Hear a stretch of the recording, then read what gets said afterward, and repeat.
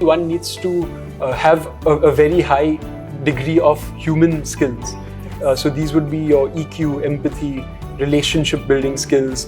This would be the elements of understanding people, understanding how to work with people, build their trust. Right? So in fact, with the advent of AI and technology, this is emerging as far more important, because that's something that typically AI is not going to be able to address. Definitely.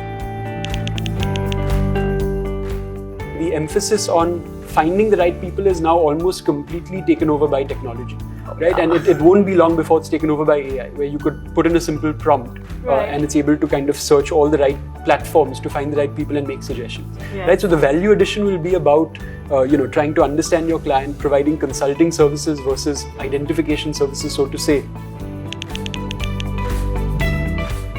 The advantage or the edge that a firm needs to have is they need to know how to or they need to have a good understanding of the talent in that space that goes beyond just the obvious profile, right? So a client will come to you now not because they don't know who the person is, but because they want your assessment or they want your experience with that person to say that, hey, will this person be the right person to meet these 5 goals?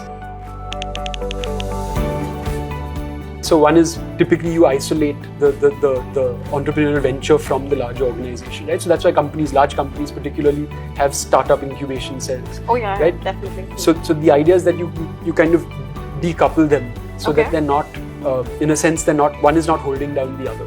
Okay. So there needs to be governance. Now what that would look like to start with is something like, say, bias and fairness audits. Right? That is the model, is it absorbing any kind of human bias?